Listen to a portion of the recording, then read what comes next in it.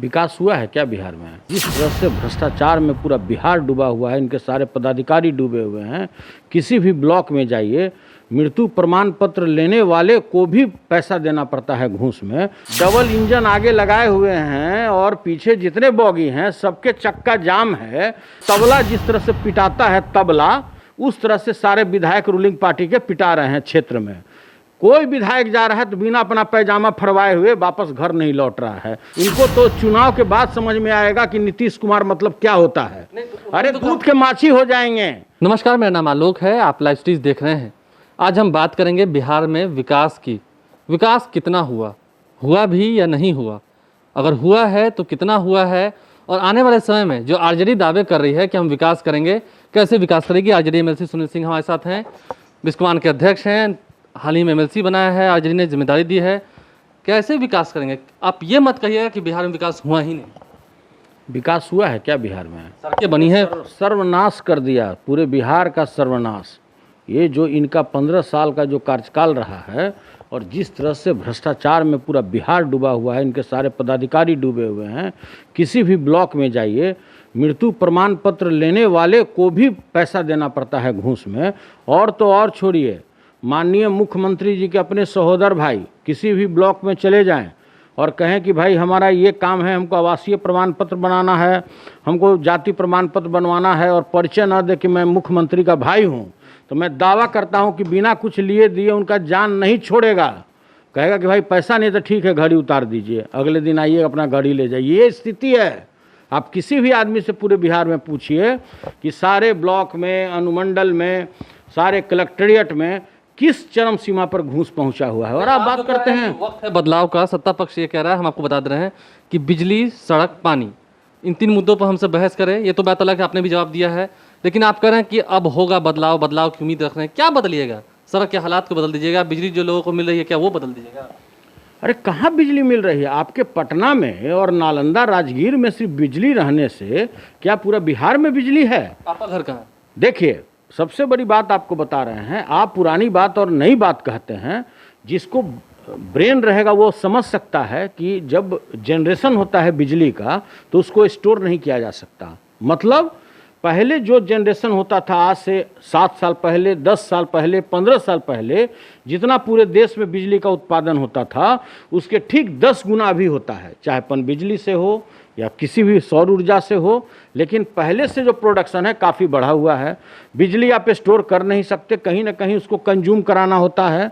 तो आप कहते हैं कि आपने बिजली सुधार दिया, भारत सरकार कहती है कि मैंने बिजली को ठीक कर दिया। तो पहले आपस में आप तय कर लीजिए। डबल इंजन की सरकार है तो काम दोनों कर रही है। अरे डबल इंजन दोनों फेल है। इनके सारे जितने बॉगी हैं लगे हुए, डबल इंजन आगे लगाए हुए हैं और पीछे जितने बॉगी हैं सबके चक्का जाम है। और स्थिति परिस्थिति सब आंख से देखा जा रहा है पूरे विधानसभा में। जितने भी रूलिंग पार्टी के माननीय एमएलए हैं, मैं कोई उनके ऊपर में हम आक्षेप नहीं लगाना चाहते हैं।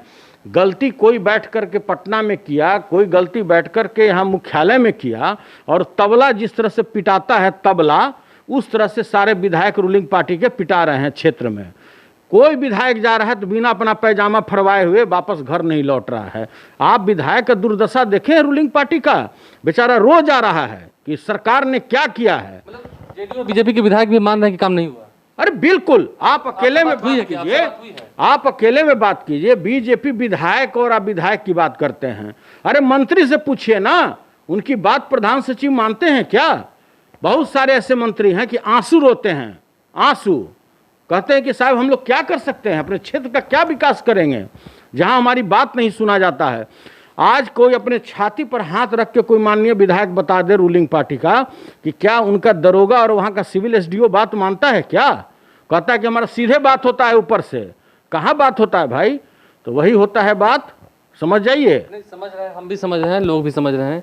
आप कह रहे हैं कि हम अति पिछड़ों की बात करेंगे, फिर से हम बात करेंगे। हम जानते हैं आप थोड़े क्रोधित हो जाएंगे। जीतन राम मांझी ने कहा लालू यादव बिहार में दलित विरोधी हैं, उन्होंने क्या नहीं किया मेरे साथ।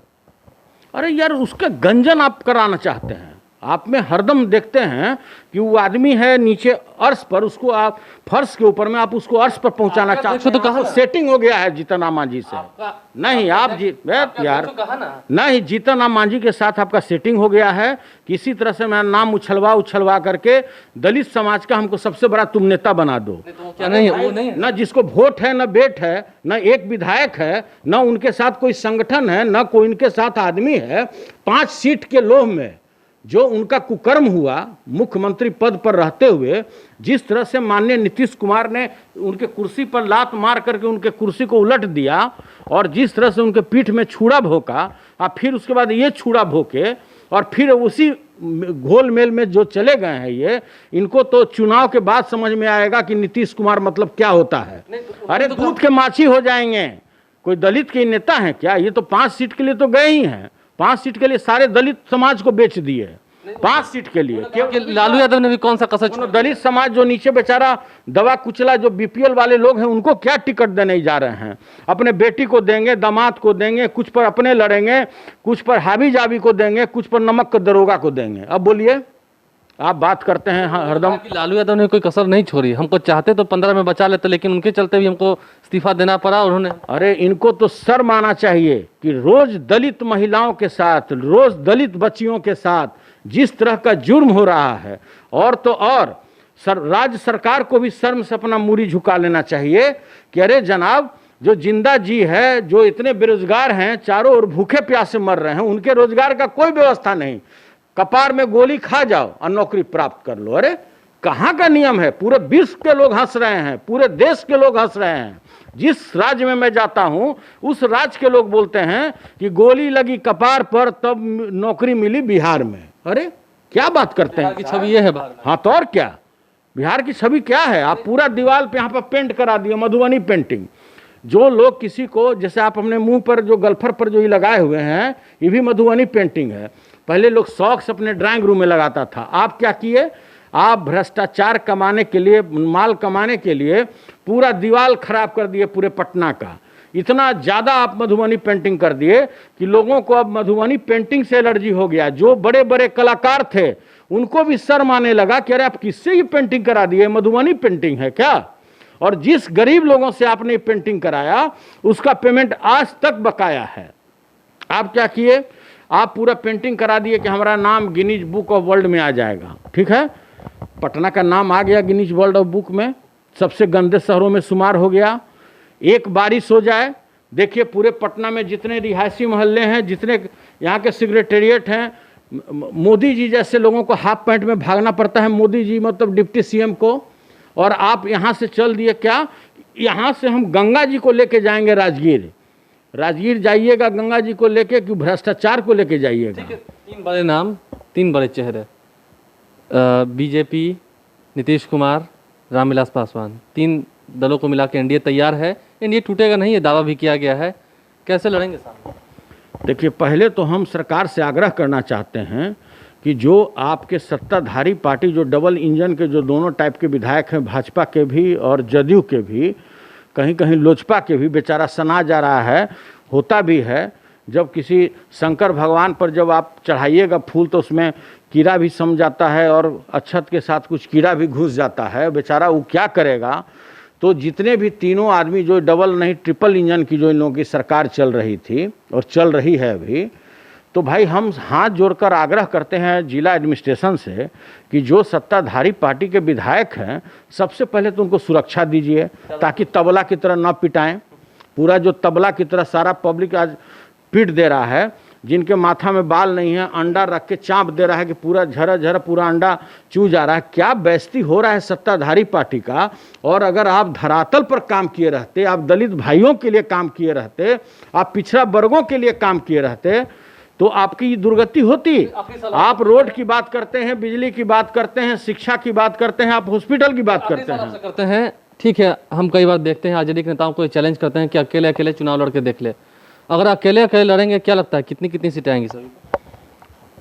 दहाई में नहीं पहुंचेंगे नीतीश कुमार। दहाई में अगर अकेला अकेला लड़ जाए तो 10 के नीचे रहेगा इनका, समझ लीजिए। अरे ये तो बीजेपी के बैसाखी पर बीजेपी के बैसाखी पर और बीजेपी पार्टी के एक जो मेन उनके जो डिप्टी सीएम हैं वो तो पार्टी के लिए तो काम करते भी नहीं हैं, वो तो जदयू पार्टी के लिए कार्य करते हैं। ये तो आप लोग आरोप वो लगाते हैं। आरोप नहीं लगाते हैं, पूरा देश जानता है कि वो बीजेपी पार्टी में जदयू के राष्ट्रीय प्रवक्ता हैं।